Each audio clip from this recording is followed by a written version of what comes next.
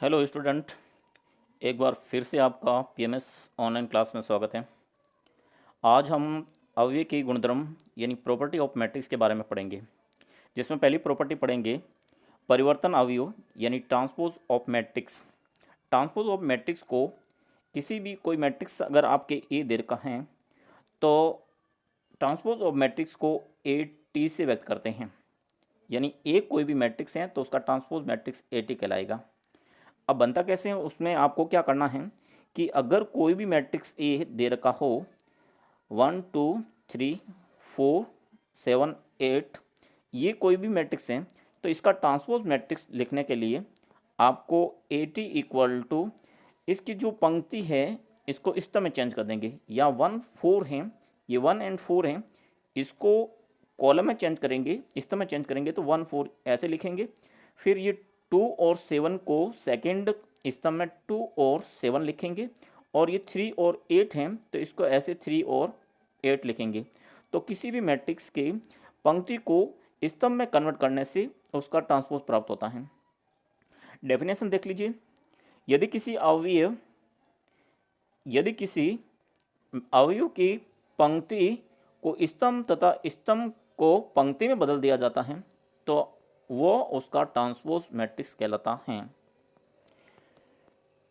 जैसे आप एक एग्जांपल यहाँ पे देख रहे हो, ये ए 3 × 3 का मैट्रिक्स दे रखा है, तो इसकी जो ये पंक्ति है 1 0 2, इसके ये कॉलम में चेंज हो जाएगा, और यहाँ 5 3 -4 है तो ये यहाँ पे कॉलम बन जाएगा 5 3 -4, और ये जो पंक्ति है यहाँ पे स्तंभ में कन्वर्ट हो जाएगी। तो इसी प्रकार से किसी मैट्रिक्स की पंक्ति को स्तंभ में चेंज कर देते हैं तो उस मैट्रिक्स का ट्रांसपोज प्राप्त होता है। सेकंड एग्जांपल में आप यहाँ पे देख रहे हो कि अगर इसी प्रकार से इसके ये पंक्ति इसके स्तंभ में, ये पंक्ति इसके स्तंभ में, और ये पंक्ति इसके स्तंभ में कन्वर्ट कर देते हैं तो ये ए का ट्रांसपोज प्राप्त होता है, और ट्रांसपोज को ए टी से व्यक्त करते हैं। आगे सेकंड प्रॉपर्टी में हम देखेंगे कि सममित विसमित अवयव symmetric and skew symmetric matrix. सममित अवयव यानी सिमेट्रिक मैट्रिक्स क्या होता है? अगर मैं किसी भी मैट्रिक्स ए का, अगर कोई मैट्रिक्स मेरे पास ए है और उसका मैं ट्रांसपोज लिखता हूँ ए टी, और अगर वो दोनों समान प्राप्त होते हैं, इक्वल प्राप्त होते हैं, तो ये ए सिमेट्रिक मैट्रिक्स कहलाता है, सममित अवयव कहलाता है। एग्जाम्पल में आप देख सकते हो कि यहाँ पे ए आपके कोई मैट्रिक्स दे रखा है, इसको पंक्ति को इसके कॉलम में चेंज किया, इसके रो को इसके कॉलम में चेंज किया, तो जिससे हमारा ये ट्रांसपोज प्राप्त हुआ, ये ए का ट्रांसपोज प्राप्त हुआ। मगर यहाँ 2 है तो यहाँ पे भी 2 है, या -3 है तो या -3 है, -3 है तो -3, 4 और 4, इसका मतलब आपके ए इक्वल टू 80 है। अतः ए, ये जो मैट्रिक्स ए हैं ये सिमेट्रिक मैट्रिक्स हैं। इसी प्रकार से आप इस एग्जांपल में भी दे सकते हो, इसका ट्रांसपोज करते हैं तो ये आपके सिमेट्रिक मैट्रिक्स प्राप्त होता है। आगे देखते हैं सेकंड प्रॉपर्टी में भी, इसमें आपके विषमित अवयव, विषम सममित अवयव skew symmetric matrix. Skew symmetric matrix क्या होता है, इसकी हम बात करते हैं कि अगर मैं किसी भी ट्रांसपोज ए का ट्रांसपोज ए टी लिखूँ और इसकी जो वैल्यू ए की वैल्यू होती हैं वो ए टी के सेम तो होती हैं मगर साइन में नेगेटिव होती हैं, तो ये matrix A skew symmetric matrix कहलाता है। एग्जाम्पल में आप देख सकते हो कि यहाँ पे जो ए मैट्रिक्स दे रखा है 0 -2, तो यहाँ पे 0 और -2 लिखा है, और ये 0 2 तो यहाँ 0 -2 लिखा है, यहाँ 2 0 तो यहाँ पे 2 0 लिखा है। और अगर मैं सेकंड में से इसमें से मैं माइनस कॉमन ले लूँ, तो अगर मैं माइनस कॉमन लूँगा तो 80 इक्वल टू ये -0 और 2 -2 एंड 0 प्राप्त होता है, जो कि ये और ये इक्वल होता है।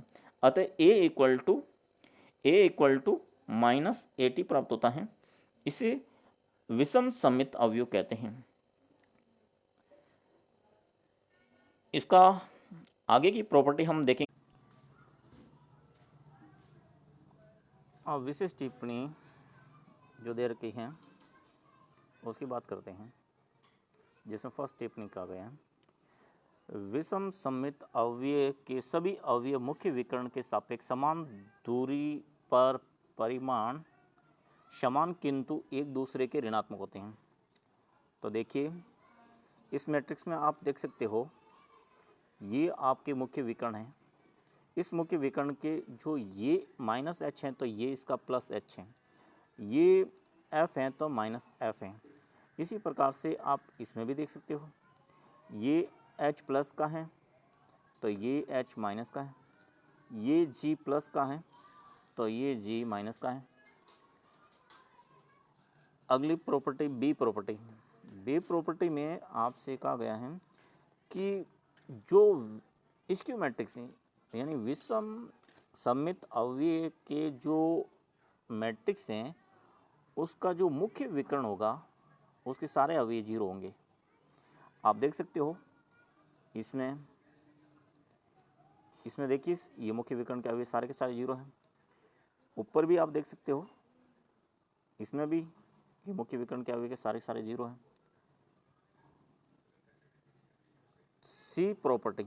अब सी में आप देख रहे हो कि अगर ए और बी कोई दो मैट्रिक्स है, अगर इनका ए प्लस बी भी संभव है और इनका गुणनफल भी हो सकता हो, यानी ये योग तथा गुणन के लिए अनुकूल नहीं हो, तो इनकी तीन प्रॉपर्टियां होती हैं, जिसमें से फर्स्ट प्रॉपर्टी है कि ए प्लस या माइनस बी का होल का अगर ट्रांसपोज करते हैं तो इनका ट्रांसपोज होगा वो ए का ट्रांसपोज प्लस माइनस बी का ट्रांसपोज मिलेगा।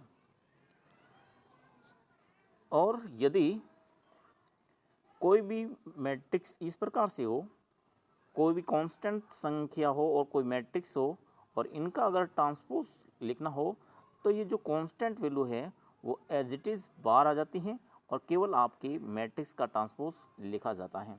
इसमें लिखा गया है आपके के ए टी, यानी कि बाहर आ गया और ए का ट्रांसपोज किया गया है। आगे देखिए, अगर ए और बी का मल्टीप्लाई हो यानी ए इंटू बी का ट्रांसपोज निकालना हो तो ये बी के ट्रांसपोज और ए के ट्रांसपोज के इक्वल होगा, यानी बी का ट्रांसपोज पहले लिखेंगे और ए का ट्रांसपोज बाद में लिखेंगे। अब डी प्रॉपर्टी कह रही है, डी यदि ए एक वर्ग अवयव हो, स्क्वायर मैट्रिक्स हो जिनमें पंक्ति और स्तंभों की संख्या समान हो, उसे हम वर्ग मैट्रिक्स कहते हैं। तो वर्ग मैट्रिक्स हो तो ए प्लस ए का ट्रांसपोज से जो नया मैट्रिक्स प्राप्त होता है वो सममित मैट्रिक्स होता है, और ए तथा ए के ट्रांसपोज का जो डिफरेंस से नया जो मैट्रिक्स प्राप्त होगा वो एक विषम सममित मैट्रिक्स प्राप्त होगा। इसी प्रकार से थर्ड प्रॉपर्टी है, ए तथा ए के ट्रांसपोज का मल्टीप्लाई या ए के ट्रांसपोज व ए का मल्टीप्लाई वो हमेशा जो इनसे जो नया मैट्रिक्स प्राप्त होगा वो हमेशा सममित मैट्रिक्स होगा। और अगर किसी भी मैट्रिक्स ए का ट्रांसपोज निकालते हैं तो हमें मैट्रिक्स ए प्राप्त होता है। और किसी अवयव ए कोई भी मैट्रिक्स है, ए कोई मैट्रिक्स है तो इसको सममित तथा विषमित मैट्रिक्स के योग के रूप में लिखना हो तो इसको ए प्लस ए का ट्रांसपोज, ए प्लस ए का ट्रांसपोज और माइनस ए का ट्रांसपोज के रूप में लिखते हैं। और यदि कोई मैट्रिक्स ए और बी दो मैट्रिक्स हैं तो ये दोनों समान मैट्रिक्स तभी कहलाते हैं जब इनके एलिमेंट समान हो, जैसे a इक्वल टू 2 4 3 6 हो तो b इक्वल टू भी 2 4 3 6 हो तो a इक्वल टू b होता है। इन प्रॉपर्टी के बाद, बस इन प्रॉपर्टी के बाद में कुछ एग्जांपल सॉल्व करेंगे और हम एक्सरसाइज को सॉल्व करेंगे। Thank you very much for watching.